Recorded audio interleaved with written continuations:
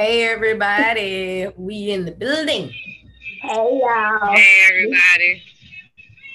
Y'all, this gonna be a different type of, let me make sure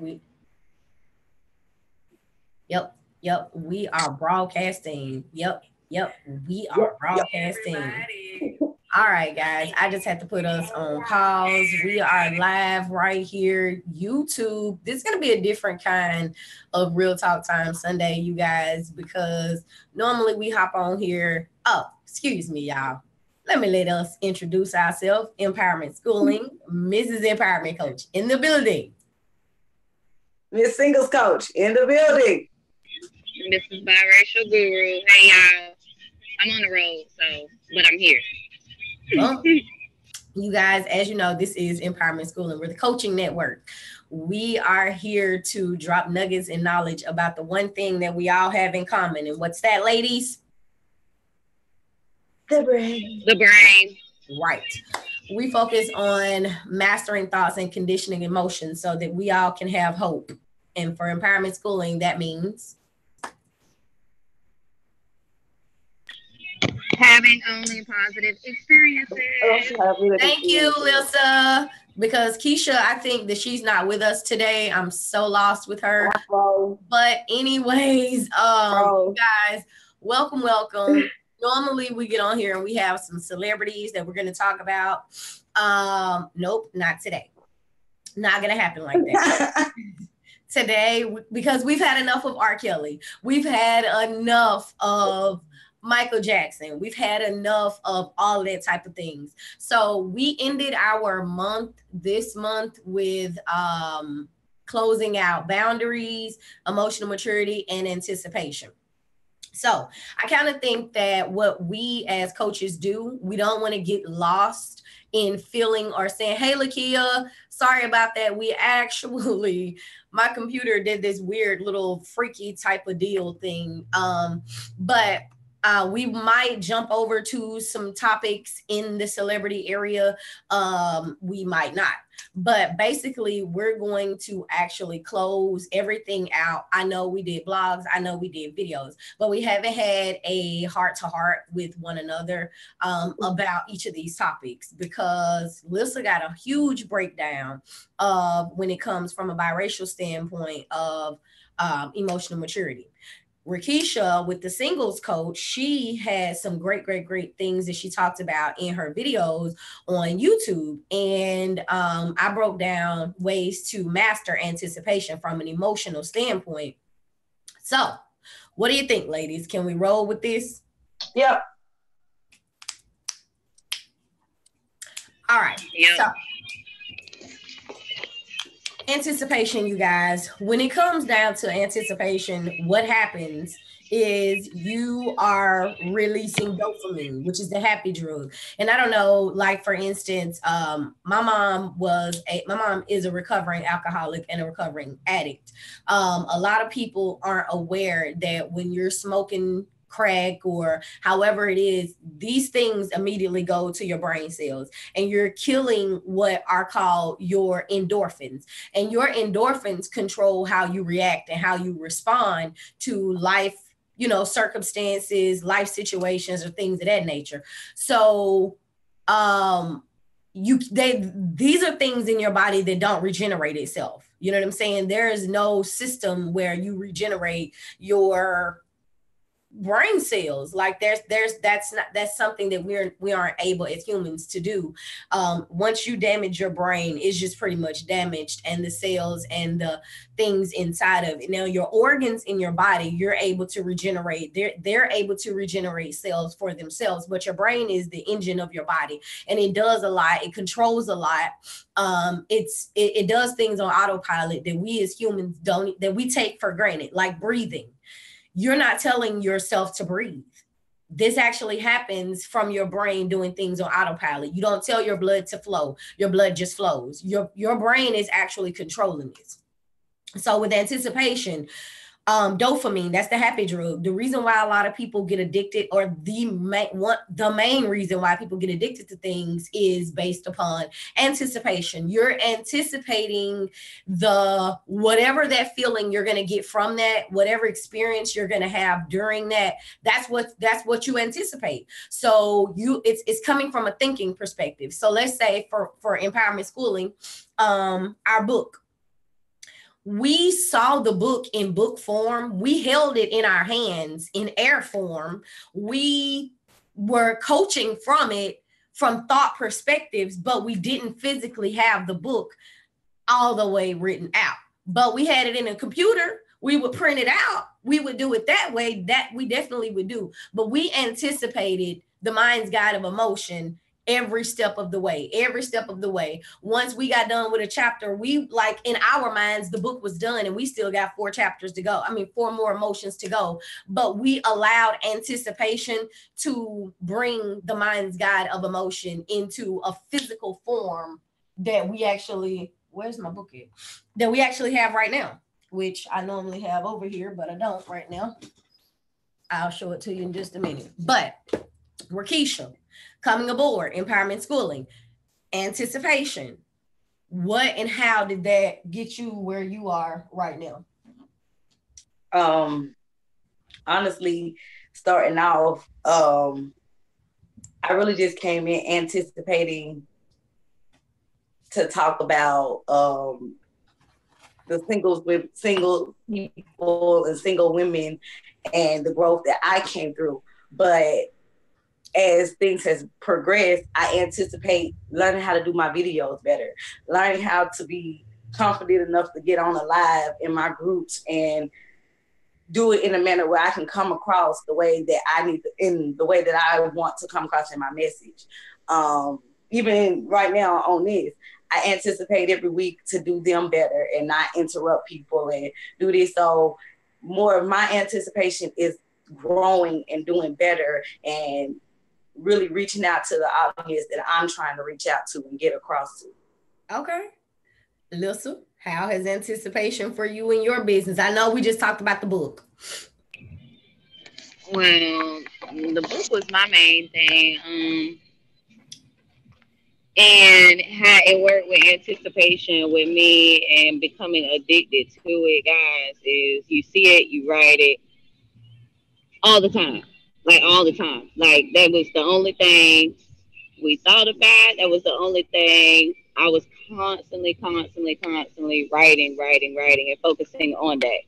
So it became my addiction, even if it's temporarily, it became my addiction until it was a finished product.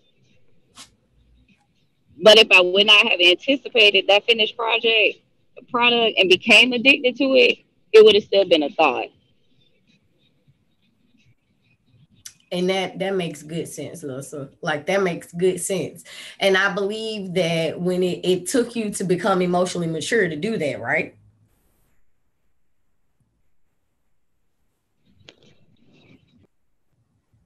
Quaint. Y'all have to excuse me. I love lip gloss. And I have to like keep on putting it on because I might just be addicted to my lip gloss popping. You just don't never know. What's her name? Lil Mama? Yeah, it's Lil Mama's. I know where the hell she been. Where the hell she been?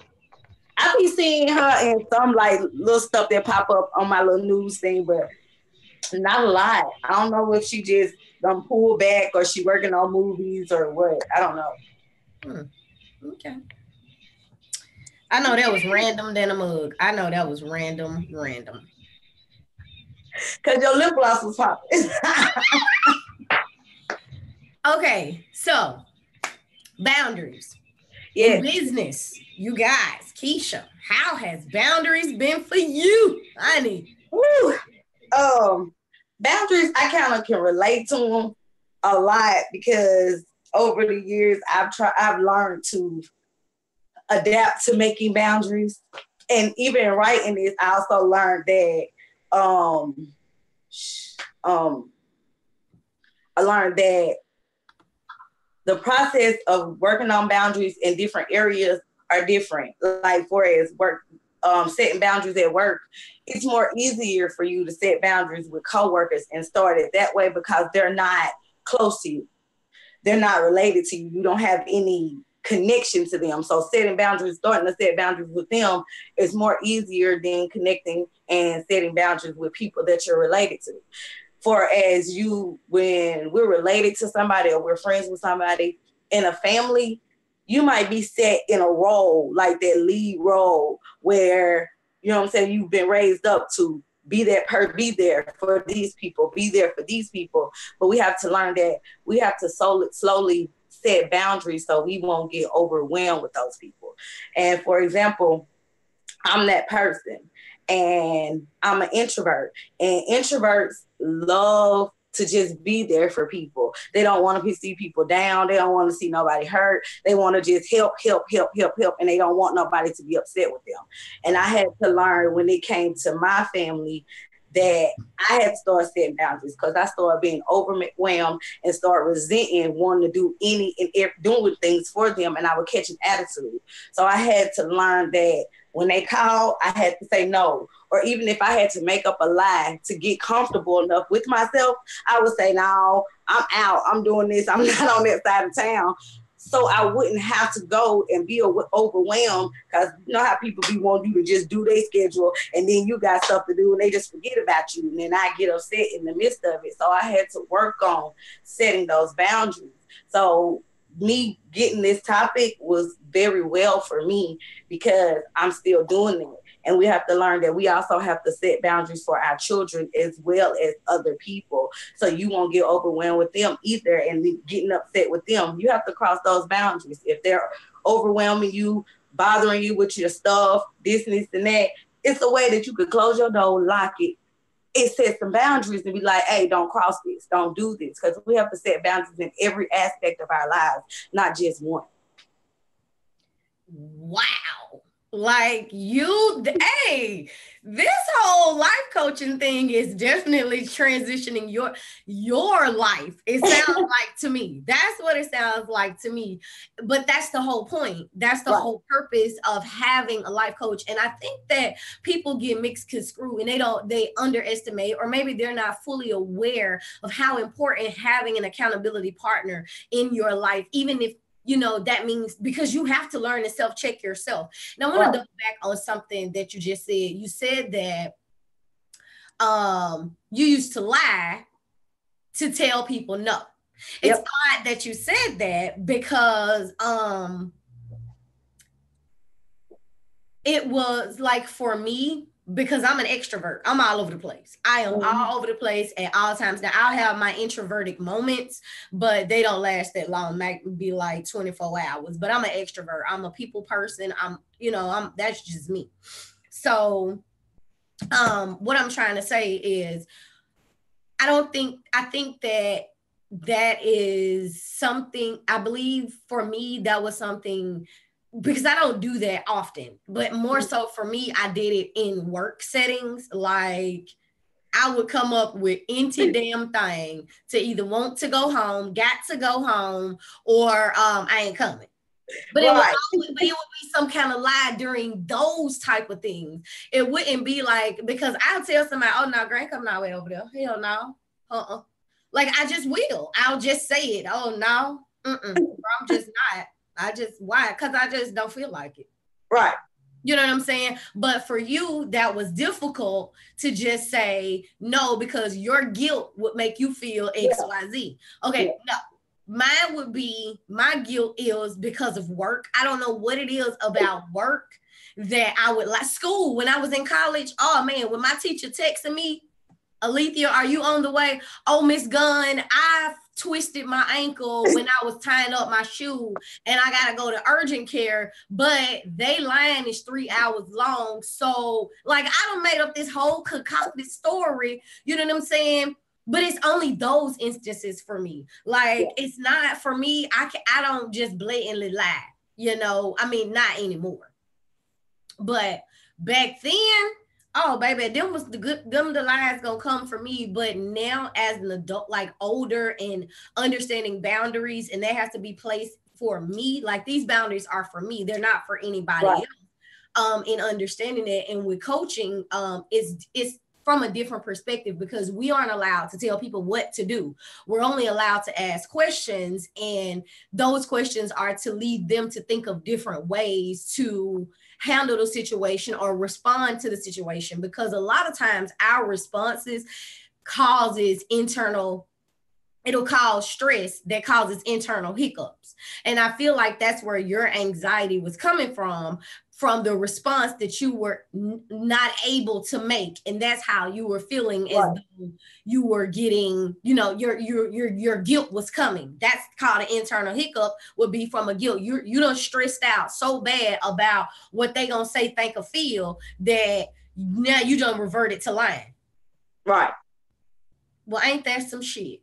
But not no more though. I have boundaries. I say no. and be comfortable with saying no. Right. And don't care what they think or how they feel. Okay. Man. And listen here, I ain't gonna be concerned. Okay. Lakia, you can text, or you're able to talk, or if you want to be on screen, you're able to be on screen. Do you want to come aboard as a panelist and able to speak with us?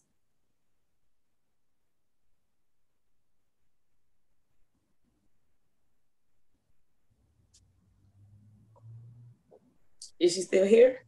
Yeah, she's here. I just want her to know that she's able to come aboard the platform and not just listen. She's able to come on and speak and all of that. Like, you are more than welcome. Most definitely. But anywho, Lissa, boundaries for you. How has this helped change? Oh, she want to use her video. Okay. Boundaries. Who you on here, ma'am? Oh yeah, come on. Boundaries for me, I used to be like Keisha as well, to a certain extent, because I always want to help people, and even though I want to say no, I didn't never say no because I started feeling bad. But through learning what the true definition of emotional maturity is, it made it easier to set boundaries. They used to say a saying all the time that with age comes wisdom. And one thing that I learned is they was not talking about a physical age. They was talking about your emotional maturity level. And your emotional maturity is controlled fully by you. It's your mature level for your emotions. So that's why, we have you meet those certain people that's like 50 some years old, you be like, oh my God, what is wrong with them? Like, they're all over the place. But that's because they can't control their emotions. They don't know what emotion is. They don't know how to control themselves. They don't know anything about it at all. And me myself, I had to learn how to control that on jobs. Um, and what I mean by that is not popping off and allowing nobody else to pop me off and want to fight from disrespect. I used to make excuses like, well, they tried it. So since they tried it and they started it, I'm going to finish it. But growing up, you don't have to even take it there with them. They won if they got you to that point. Right. And I didn't used to understand that back then, guys. I did not understand that until I learned what being emotionally mature meant, and that I'm losing if I allow them to take me to that point. It doesn't matter what they said out their mouth. It doesn't matter if she want to smack her hands or whatever she did. She got me to a point of no return, and that's what she was trying to do. So she won. Right. Understood. Well, welcome, Miss Lakia. Welcome, welcome. How are you? Wait, I can't hear you. Let me unmute. Mic is off. Okay, hold up. I'll unmute it. Let me see if I can do. Okay, there you go, love. Welcome. Hi, ladies. Hey. How are you? I'm okay. I'm glad that you're here. You are able to jump in at any point in time. However that suits you. We are welcome to your thoughts, your opinions. We are all here to just get out some real talk time on this Sunday. Well, first of all, I want to thank you for the opportunity to join your talk. And I also have a television show. So if you're ever in Connecticut, you're welcome to come. We do broadcast on cable. It's called Hartford Community Leaders. And if you don't have TV, you can, of course, check it out on our website. Okay. So I do. So I do invite you on my show when you come to Connecticut. Definitely. Yeah. What's your website? It's www.hartfordcommunityleaders.com. Perfect Community Leaders. hartfordcommunityleaders.com. Correct. What do you guys do? Tell us about it. Well, every week we bring something new to the table. So we have different, guests, of course, and that's what we're all about. We don't want the same tired show. We bring something new to each viewer each week. Right. Yes. And every Tuesday we broadcast from 1 to 2. Okay. And if you need overtime, the studio will honor it. Yeah. Because we have done that before. Yeah, we're located in Connecticut. We have a television studio.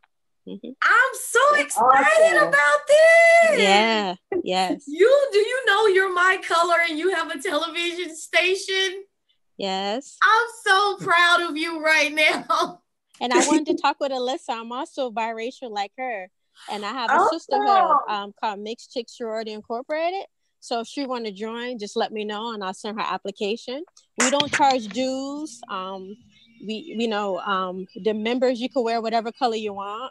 You could do community service that you want, so I don't have that hold on my members. You do what you want, That's awesome. I like it. Yeah. I like it. And we work with no to hazing because I don't believe in hurting people for you to be part of my sisterhood. So that's something we work closely with. That is phenomenal. Yeah. And I also have a magazine too, and I have a television network, and I'm working on a museum in Washington. And I have 2 degrees in women's leadership and women's studies, and I'm going for my PhD in women's studies. Girl, you are super. Wow. Yeah. And I went to Argo College, so yeah. That's awesome. Yeah, and I'm popping, girl. Yeah. And I'm also chairwoman for the National Women's Studies Association as well. The National Women's Association, I think that it's in Maryland. Yeah, National Women's Studies Association is in Maryland. Mm-hmm. And once I get my PhD, I can be eligible to be the president. And I want to do that because there's so many changes that need to be done, but I can't do it now. I could do a little bit, but once I become the president, I can make major changes. And I think lots of stuff need to be changed in that organization. Wow. So, yeah. What does the organization promote? Okay, National Women's Studies Association, if you majored in, like, say, women's leadership, women's studies, automatically that's where you will join. You can be undergrad, you can be a master's student or PhD student. And if you work to, like, say you were a professor at a college or a women's center, you can automatically join as well. It costs $150. Okay. Yeah, okay, and if you're undergrad, it's only $90. Okay, so wait, let's slow down. Right. There's a study in college called women's study. Yes, women's studies, or women in gender studies, or women in sexuality study, whatever your college offer, or you could just do gender studies. So whatever major your college has, that's what you're majoring. Yeah. Okay. Yeah, it's depending on what college you go to. Each college doesn't have the same program. Okay. Yeah. I had no idea that was even an area of study. Yeah, you can major and then graduate. I have. Yeah, you can get a PhD in it. That's what my plan is. Yeah. That is awesome. Yeah, and every year we have a conference. Like this November, we'll be in San Francisco. Last year we was in Atlanta. The year before that, we was in Canada. So every year we go different places for the conference. And if you want to present something, you could present it. You just have to send it in, be approved, have to be a member. Yeah. And then if you ever written any books, you could put it on our list. So other members, can check it out and buy your book, of course. And if you want to be a vendor there, you can be a vendor. You just have to let them know that you're going to be a vendor and you can sell your book. Or if you like make clothes or something, related to like women's studies, or if it's the whole feminist movement, you can be a vendor for that. But you have to let them know before the conference so they have your table ready and whatever you request. So everything goes smooth for the conference. Yeah. Now this sounds very interesting. Yeah, it is. It's really, really cool because you pretty much you join them, but you do your own thing, you know? Yeah. Sometimes when you join organizations, they tell you everything. I'm like, do you know that I'm individual? Maybe I don't like that, you know? Right. Yeah. So this organization does, and even my sorority, you do what you want, you know? I'm not going to tell you what you should do community service on, you know, because I know what I'm passionate about, but you might not like that. And I don't force my members to do what they don't want to do, you know? Yeah. Yes. I'm at a loss for We want to words. be biracial real quick. Yeah. Yeah. I wanted to do the sisterhood because we never had one. That's why I wanted to establish it. And I did. That's what's Yeah. up. Yeah. I had to pay. You have to pay. People don't understand the business side. But when you Right. incorporate something, you have to pay for it. And you got to file your annual reports every year. That's another payment every year. Man, oh, we just paid. Ours was just paid, so I completely. Yeah. So you know, yeah. And the IRS one piece of the action too. You got to file your taxes for the IRS too. They watch everything. So no getting around that. Yeah. Oh. Wow, this is phenomenal. Mm-hmm. That is incredible. Listen, what do you think? I like it. And look here, we can definitely get together and chit chat it up. I do want more information on it. Currently, I'm on the way back home from Orlando. Okay, so you live in traffic. So you live in Florida. Yes, I live in Jacksonville. My grandfather used to live in Palm Bay, Florida, before he passed away. Oh, my condolences. He's buried in New York now. That's one of the reasons why my mom moved to New York to be close to her dad once he passed away. Yeah. So he's in Farmingdale. My mom's in Farmingdale now, and she loves it. Oh. Yeah, she's a daddy's girl. She loved her dad. Her dad was really there for her. That's what's up. Yeah, he taught her about her period, what pads to get. To this day, she still wear the same brand name pads. He taught her everything. So she's sweet, man. Yeah. That is so sweet. Yeah. So when he passed away, you know, he passed away in Palm Bay, Florida. Right after she found out where he's gonna be buried, she moved right on to New York to be close to her father. Isn't that sweet? That's awesome. She's at peace and much happier now. That's awesome. I never had a dad, so I don't know how that feels. You see, so I'm happy for her. You know that she's at peace. You know, being close to her dad. If you have someone close like that, you know. Yeah. Don't feel bad. I didn't have a dad either. My dad, he actually manipulated. He used me for the benefit of him. So now I mean, don't feel bad. I know who mine is. I done been around him and grew up knowing who he was and thought he was all this and all of that. But as an adult, I realized that no, he was never into me the way that I thought that a dad should be. And it's all based upon manipulation. What he wants to deal with me when I benefit him the most.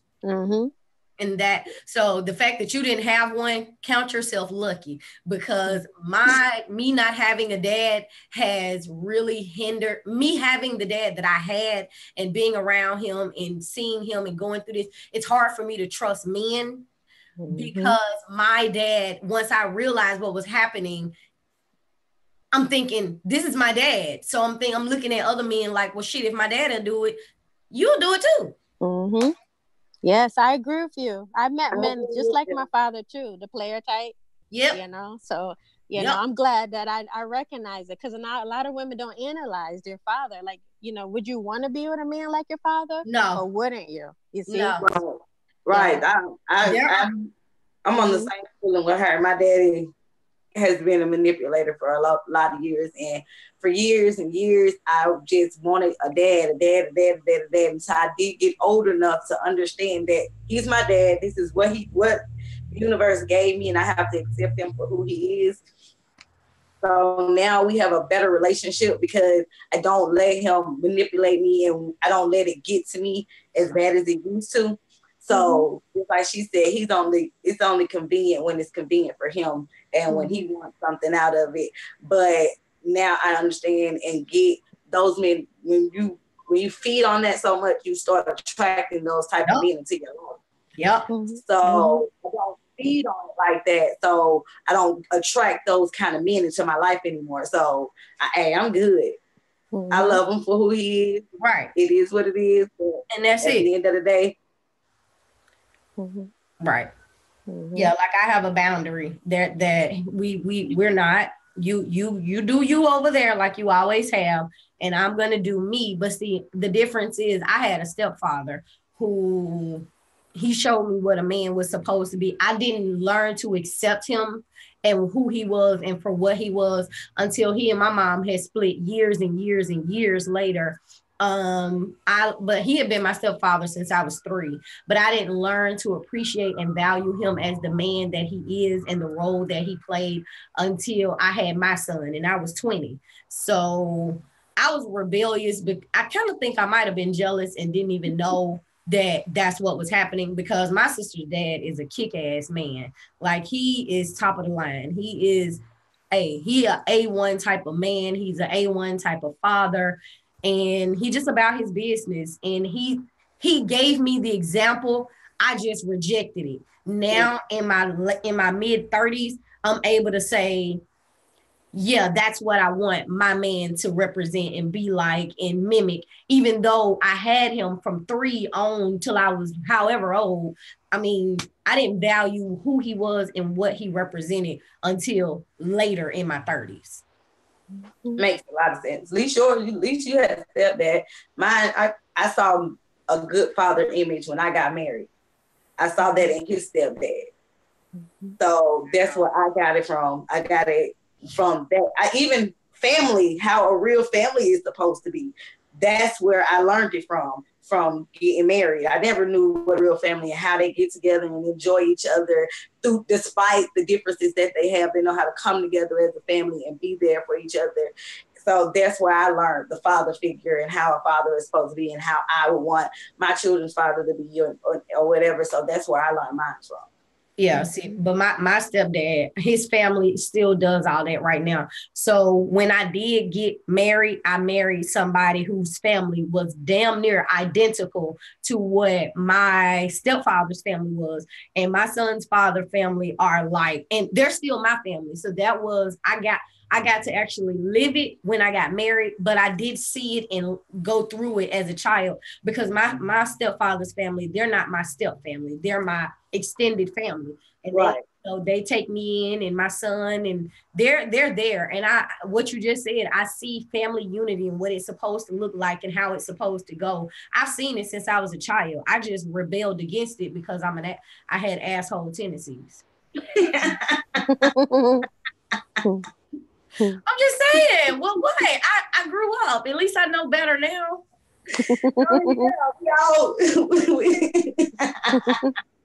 I did.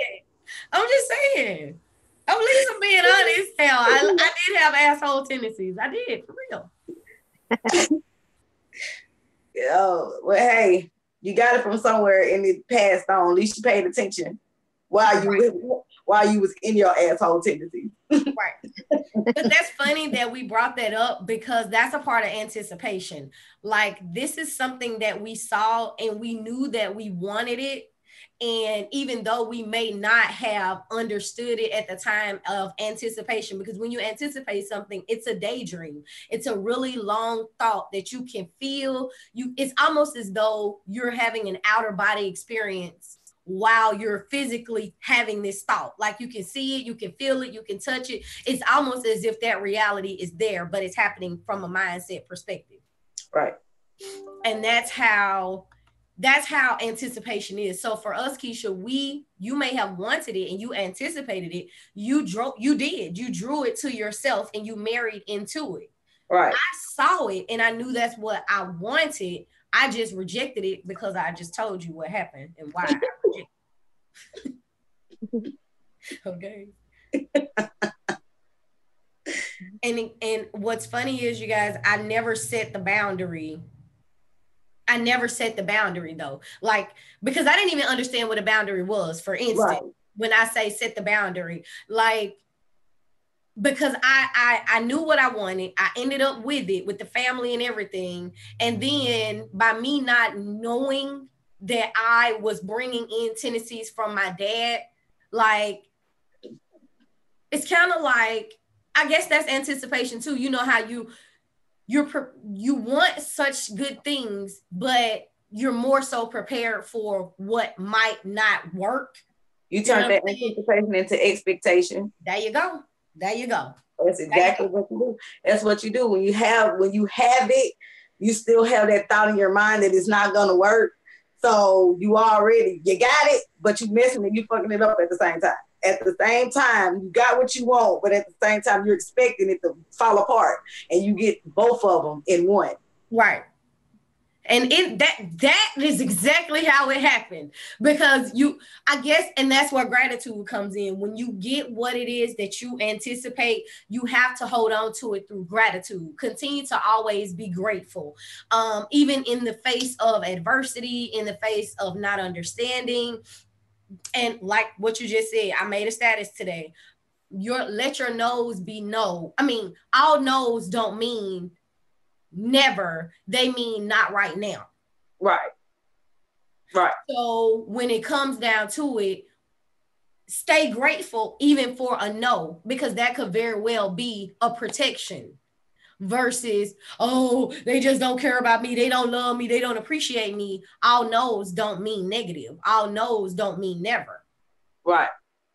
Stay in a place of gratitude. You just never know how this thing could have turned out. Right.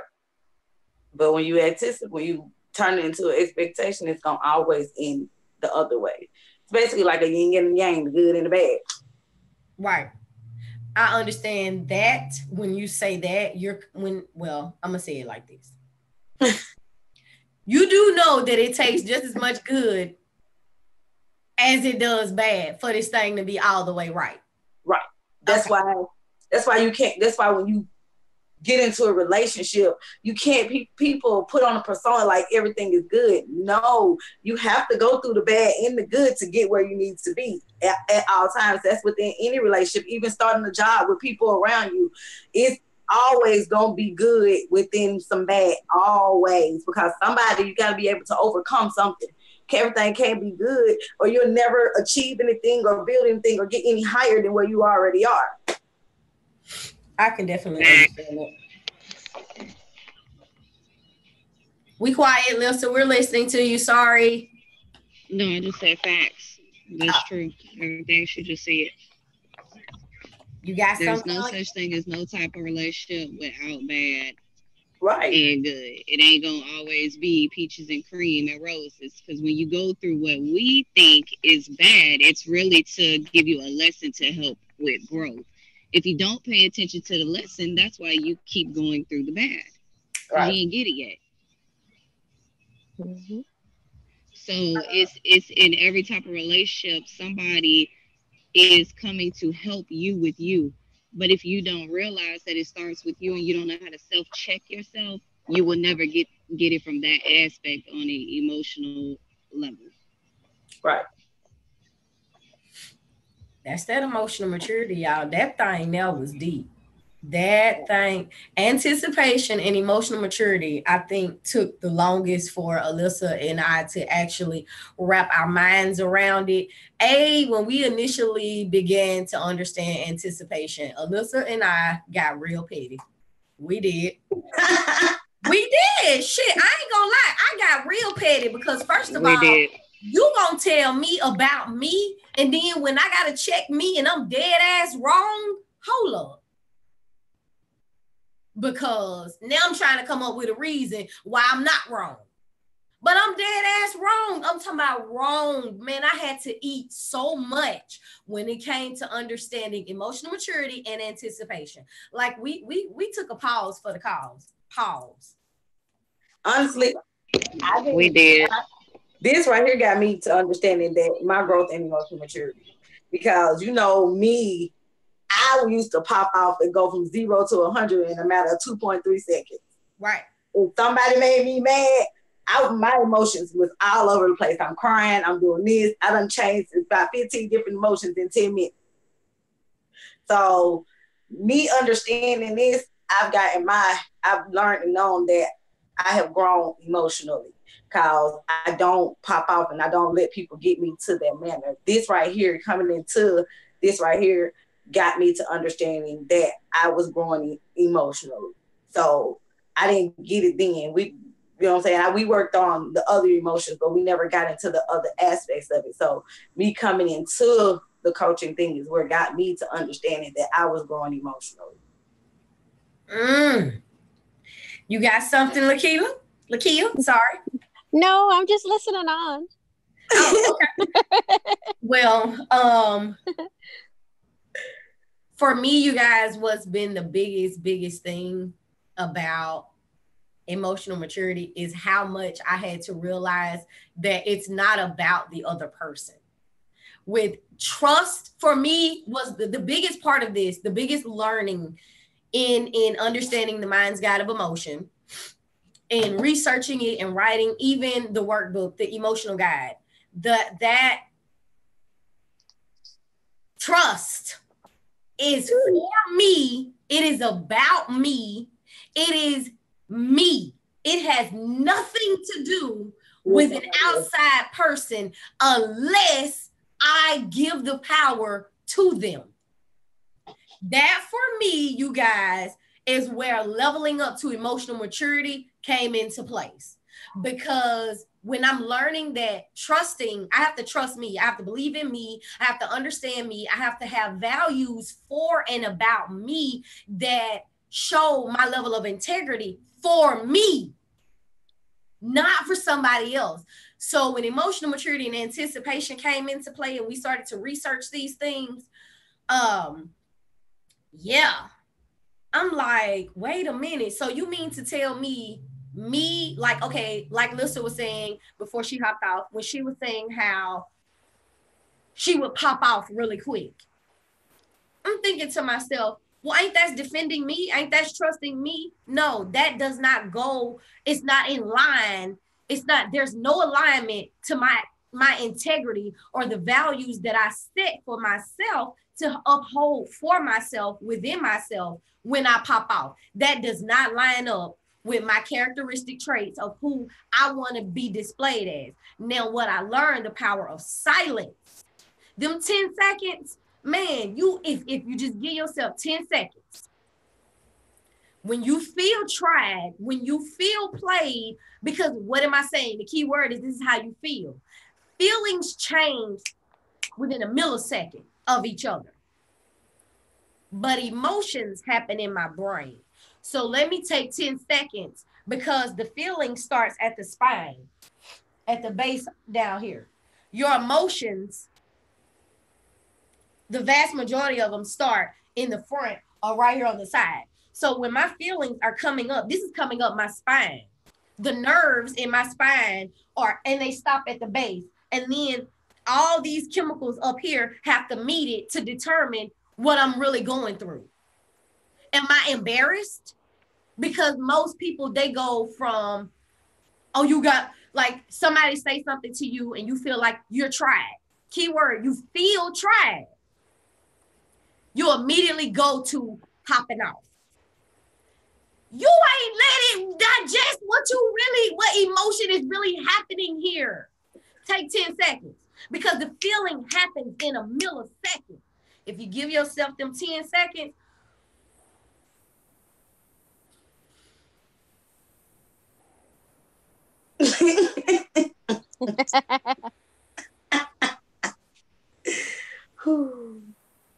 now you see how y'all laughing. And I just, in my mind, I done counted from 10 all the way to 1. How I originally could have popped off, I might can just do like this. Okay. Because I gave myself time to respond and not overreact. Okay, yeah. You see what I'm saying? When you give yourself, because all you got to do is breathe. Oxygen takes your blood pressure down. Breathe. Breathe. Because you immediately jump, because you can have a primary feeling to a secondary emotion. Your feelings can say, I feel embarrassed. But that ain't how you react.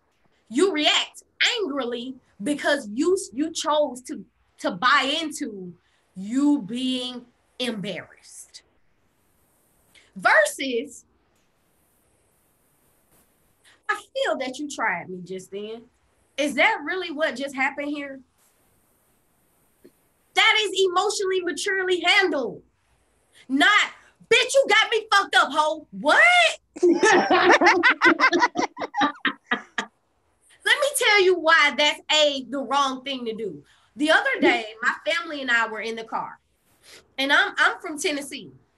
My son, of course, is from Tennessee. My friend right here, Keisha, she's from Tennessee as well. But her children, their father is active military, so they have been all over. My son's father at one point in time was active military, so my son went a vast array of places as well.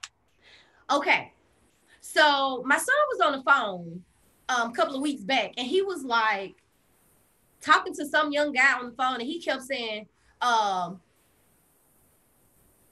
what was the word he was saying? Tighten up. Hey, bro, tighten up. Tighten up.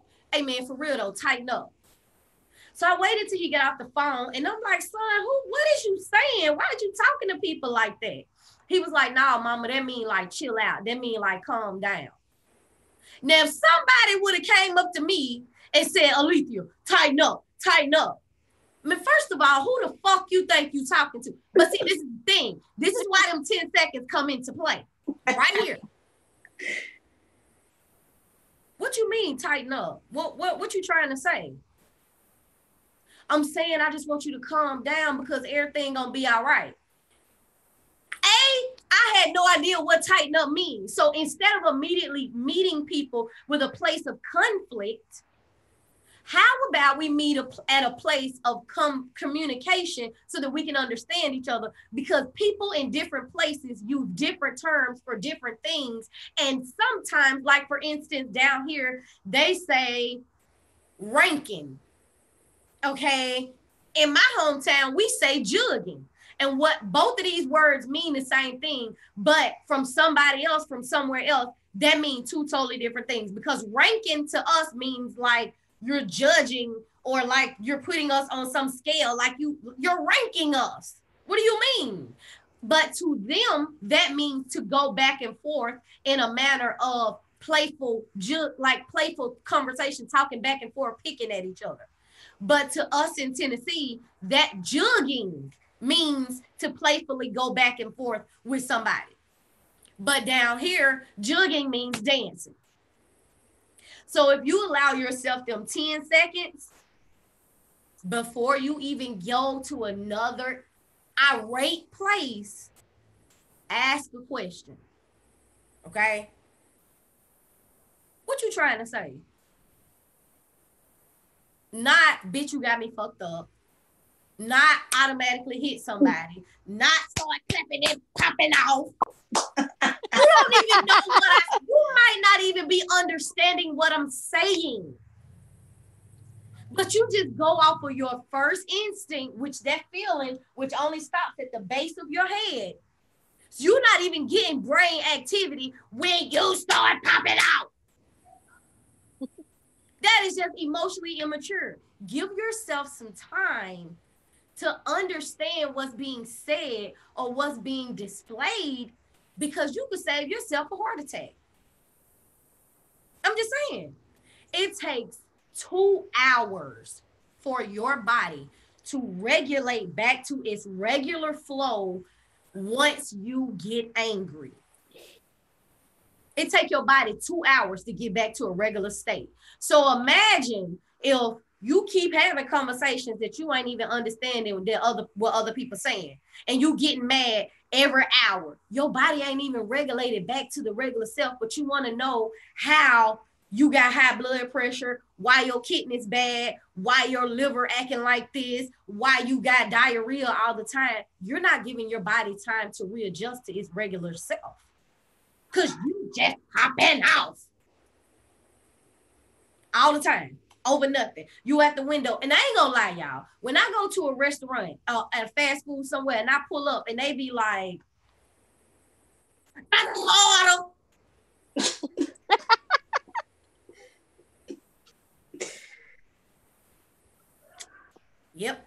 gonna go to the next restaurant because 10 seconds ain't gonna work for me. Okay? I don't know what happened to you before you came here, but I'm not gonna see. That's my boundary. I'm not even gonna let you take that shit out on me. Don't worry about it. Have a good day, ma'am. I changed my mind because can I take your order? Nope. You can't take my order because I don't know what you got going on, but energy transfers. And guess what? I don't want that shit. I don't even want that on my. You can't even touch my bag with that type of energy. Don't worry about it. Don't worry about it. I'm gonna go on because that I know me. I would ask her, "Are you having a bad day, sweetheart?" And then she'll be like, "Who you think you?"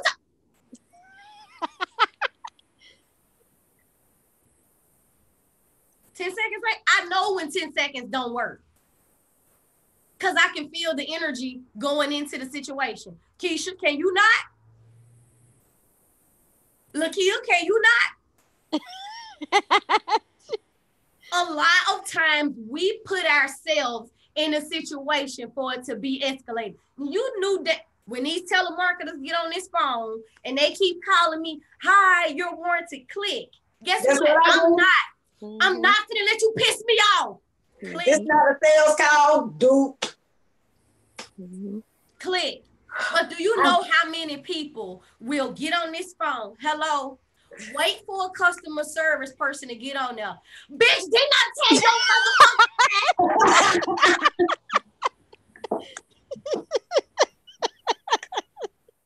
You didn't even have to answer it. You didn't have to answer it. As soon as you heard them say oh, never mind. Hang up. You ain't even got to say nothing. That's a boundary. Don't give your power and your energy away to some BS, ladies. I'm just being honest. You know, some people like that though. That's the highlight of the day, to be able to just go off. That's what they're used to. If you're used to that and you don't want to change it, them popping off is the highlight of their day. They gonna call their friend and say, "Girl, no, you know what? That's just how they are and where they and how they want to be, and they're used to it. They don't want to change it. It's the highlight, baby. That's the spark of their day. If they can cut somebody out and get upset, their day is good." Are you kidding me right now? No, I'm telling you, when I was younger, my aunt used to answer her telephone. "What the fuck you want?" Don't matter who it is, no matter what. That's how my mom was like. She could have missed out on a lot of great opportunities because that's how she answered her phone. No matter what. What the fuck you want? Exactly that. No matter what. She has a bad attitude. Like even when we went home for my grandma's funeral, I was like, "You coming over the house? I don't want to fuck with y'all. This just how she is. I ain't trying to be around y'all. I don't want to mess with y'all." It's just they highlight of their day. They just like to be angry and upset and don't want to deal with what's really going on. Boundaries. I have boundaries. Misery love company. And if you gonna interact with it, there you go. I ain't got time. Deuces, I'm gonna go enjoy myself. Bye-bye. Pull off. I'm swerve right, swerve left. I'm swerving. I'm talking about all around. Swerve. No. Peace. I don't have time. That's too much, you guys. Like, I don't understand. I don't. And see, but that's another boundary. You choose, you can pick and choose. All this stuff is a choice. You can choose to pop off. You can choose to be calm. You can choose to ignore. You can choose to engage. You can choose to rise up. You can choose to buy in. You can choose to be emotionally mature or not. So stop blaming everybody else for why you popped out. No, you popped out because you made that choice. If you went to jail, you made that choice. Man, don't be blaming it on the next person. It's your fault. Period. So self-check, figure out what keep making you pop off, and figure out how to fix it. Because I sure had to fix mine. Because I couldn't keep. My heart was beating out my chest that last time. No. I can't allow nobody to make my blood boil like that. Because it wasn't just no battery charge. Man, listen, who cares?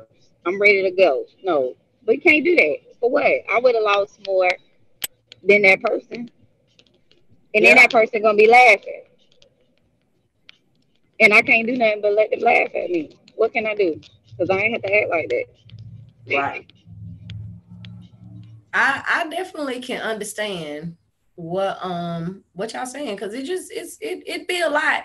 And I shake my head like at people. I just shake my head because baby, no ma'am.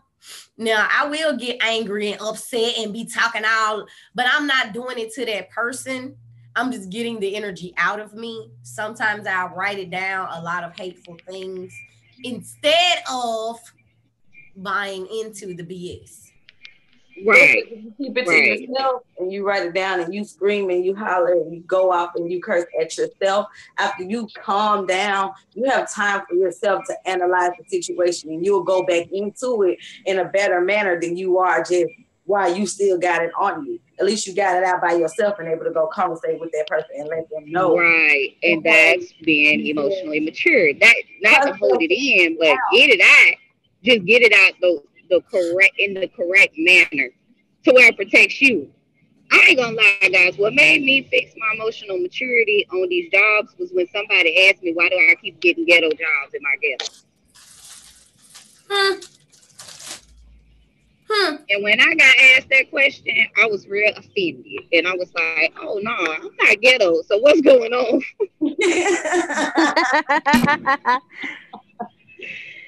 But I, even though it was like, did that person really just say that to me? They said some honest stuff, and it made me check myself and be like, you're not ghetto, and you're intelligent, and you're this. So hold up, you're gonna have to fix something because that ain't gonna work. Well, at least when they said it, you didn't pop off. You felt offended, but you know what I'm saying. Somebody would have took that and would have been like, "Bitch, da da da, I ain't this, I ain't that, da da da," and you didn't. You did self-evaluate yourself and be like, "Hold up." Because I kind of get these jobs, and it didn't make you what's name. It made you self-evaluate yourself and want to do better. Yeah, because I was more in a state. I was this. Yeah, I was in a state of like, what? Hold on. That's not factual. So hold on. Let me see what's going on. Because this job is a little ghetto and it keep making me act the fool. So I need to fix this. Right. And sometimes your job you do where you work at, and people don't pay attention and understand those energies from those people. You turn into them because that energy makes you be there. I had a daycare job where every time I walked in there, I did not want to be there, but I love my job. It was the environment and the people, and it brought me out of character from a person that I wasn't. So I had to self-evaluate. Luckily, they fired me on their own little technicalities, but it brought me to the aspect of opening my own daycare. So it was a better atmosphere for me where I didn't have to deal with all that negativity and come out of my own skin and not be the person that I originally are. Those energies can turn you into that when you're in that atmosphere all the time.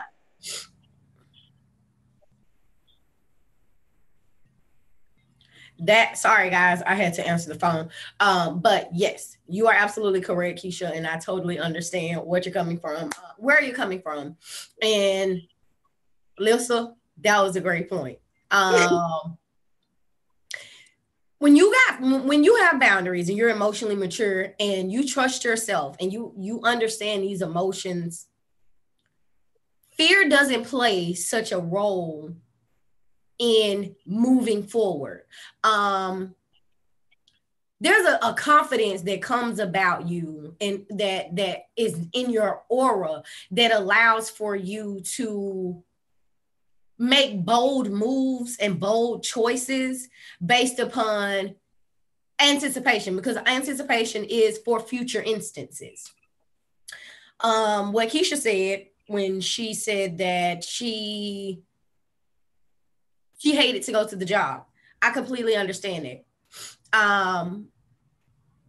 I've been in there. I've done that to the point where I can go to a job and as soon as I park my car, ill will and ill feelings and attitude, and you hold my eyebrows almost touching my eyelids. I'm so annoyed. And then I got to put this fake smile on like one from the Grinch. And, you know, and it's draining. Like it's extremely draining to have to put on all day for 8 hours, which that makes you feel like 16 hours of your day you've lost because you've got to, hey girl, oh, them shoes, yes, honey, knowing good as well, them shoes leaning over to the side.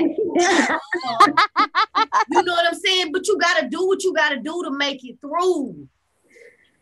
Right. That's not healthy, okay? Mm-hmm. You've got to look inside of yourself. There should be no bill or no situation that puts your health in jeopardy to the point where you can't get your ass somewhere and do something different for yourself, for your health. You got to be healthy because you can't even work the job if you're unhealthy internally. Right. And if the job is caught, I'm sorry, go ahead. No, go ahead. I was just saying people don't understand that. But see, they don't have, that's, words got people misconstrued. That's why we did the training that we did last time about ghetto and hood and street. Look here, you can go back and check that one out. We defined what they are because people misconstrue words all the time and have people thinking one thing is something and it's not. So, for instance, they're giving power to words and people are holding on to it and it's not having the same effect that it does for one person as it does the next. So for instance, faith. A lot of people are holding on to this, oh, you got to have faith. And obviously they're hanging on to faith for an outside source. But faith and persistence are the same thing. When you persistently do something, you're going to do it no matter how you feel, no matter what you think, no matter what's going on, you're going to persistently do this particular thing because you're wanting a particular outcome. Faith is the same exact thing. When you have faith, you're going to persistently do the same thing in hopes that you get whatever it is that you're wanting or needing. Same difference. The funny thing is people are putting faith on a higher meaning or a higher pedestal than persistence, but they're one in the same. If you look at it for what it is, you can stay faithful to persistence. You can be persistently faithful. Please tell me how that ain't one and the same. Is it not? Yeah. Mm-hmm. Like, I mean, just like our favorite word that we talk about every time, respect. Everybody's respect level is totally different. You done been in 1,000 different relationships and you can respect a person 1,000,000 different ways, but I bet you they'll tell you you don't respect them because their definition of respect is totally different from what your definition is. Mm-hmm. Indeed, indeed. Hey, Seth. Hello, everybody. Hi. So you people feed into, just like she said, they feed into words and don't really get the real aspect of it. They're looking at it from their own point of view. That's why people really, when you, any type of relationship, you have to, when you're having a conversation with somebody, you have to look at it from their point of view because everybody's experiences are totally different from yours. You got your own and they got their own. That's why you agree to disagree because you don't know what they went through for them to have those definitions and look at those words in that manner. Right. You listen to understand. You do not listen to react. Right. Listen, will you say that one more time, please? You listen to understand. You do not listen to react. Y'all, we're going to close this thing out on that because that was just the nail on the head right there. That was it. Bow. She done closed the whole box right on up. You guys, I have enjoyed my hour. I know we always go over. Seth, you were a little late. You're going to have to catch it on the replay, my love, but that's okay. I'm glad you still showed up. We are going to close this one out. Do you follow us anywhere on Facebook, Miss Lakia? I'm actually in a group with you. So that's how I found out about your show. And I want to close out with saying Happy Women's History Month to all of us. Yeah, because there's always celebrities, always acknowledged. I think regular women can be acknowledged as well. Right, for what all we do as well. We do a lot as well. Yes. Yeah. Thank you. You're welcome. Thank to you. And I look forward to you being on my show, and I look forward to Alyssa joining my sisterhood. Yes. Yeah. Yes. Yeah. All right. I can send you the stuff. Who do I send it to? Do I send everything to who do I send the stuff to? The National Women's Group, is that open for everybody? Well, the National Women's Studies Association is for everybody, but my sorority, I was just wondering who I can send the stuff. She's biracial. Yeah, I can send it to her. Yeah. You want me to send it back from the email from the Zoom information, or would that be better? I think, can you inbox it to her directly? Yeah. Go ahead, Alyssa. Did her phone cut out? Give her Alyssa's email address. Okay. Are you able to take down Alyssa's email address? Yes, and I give you mine too. Mine is mixedchicksorority35@yahoo.com. CHICKX. I mean, yes.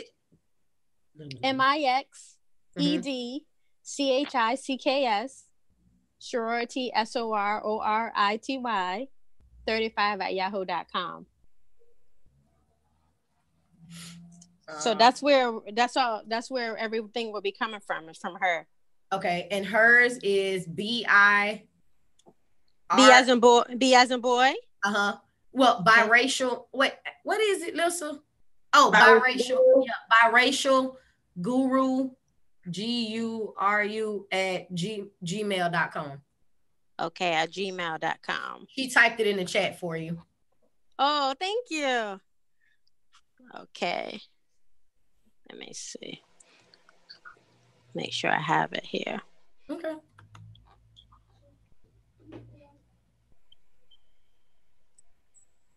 Okay. Yep, I wrote it right. All right. Yes. All right. Well, let's stay connected, ladies. The information that everybody can come to, you can definitely send that to the email that you logged on to here with, and I'll definitely make sure that we all get the benefit of it and stay in contact with you. Yes, I'll send the National Women's Studies Association link to you and the email that I registered for your show on. Yep.